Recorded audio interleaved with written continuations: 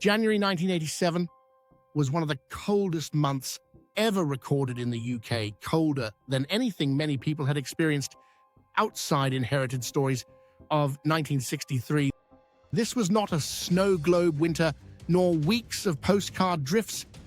It was something sharper, more vicious, a cold that crept into daily life rather than stopping it outright. It arrived without ceremony. During the run-up to Christmas, nothing seemed out of the ordinary. It was cold, but few areas saw snow on the big day. However, as the new year arrived, things took a turn. The temperature dropped entirely, leaving the country to discover the consequences of the big freeze, where every drive along snow-clogged roads became a small act of faith. From early January, Arctic air settled over Britain and refused to move on. Night after night, temperatures fell well below freezing, dipping past -10 in many rural areas and struggling to rise much by day. January 1987 became one of the coldest Januaries on record, and in some regions, the coldest month since local records began. What made it memorable was not just the record-breaking numbers, but the persistence. The wind chill factor in parts was horrendous, making even a short walk something to avoid. And the snow didn't melt, it just kept accumulating. For children, it was a wondrous place to play. For adults, it was something you negotiated. Snow fell repeatedly across much of the country, particularly in Scotland, northern England, and the Midlands.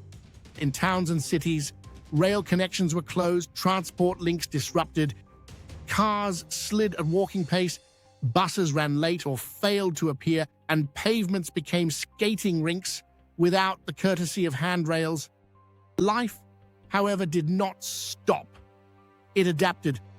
Unlike the great freezes of earlier decades, January 1987 did not shut Britain down.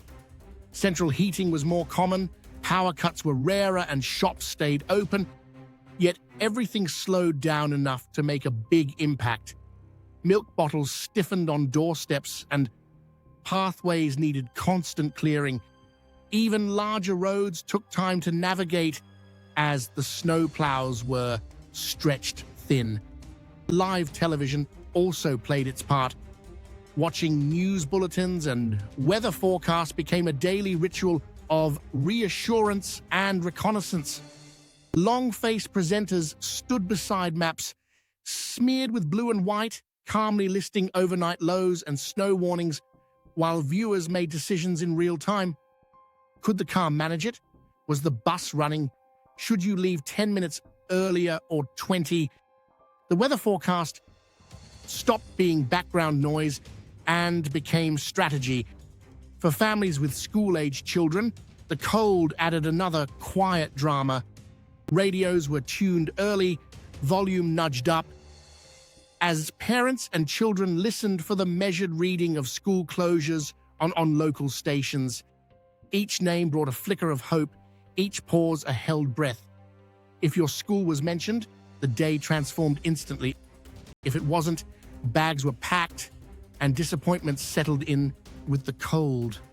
Regional news bulletins returned night after night with familiar images of snowbound A-roads, stranded vehicles, and stern meteorologists explaining the reasons behind the severe cold.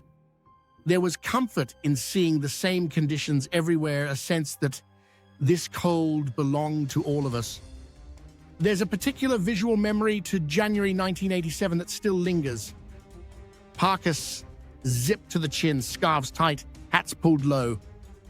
Pubs remained busy, the cold air rushing in with every open door, and conversations beginning not with pleasantries but with temperature. In the end, January 1987 did not bring the country to a halt, but it edged its way into routines and refused to be ignored. There were no grand stories of isolation or survival, just weeks of genuine cold, quietly testing patience and resilience. It is remembered through small details rather than headlines, the shared understanding in queues, on buses, and at shop counters that this was serious weather.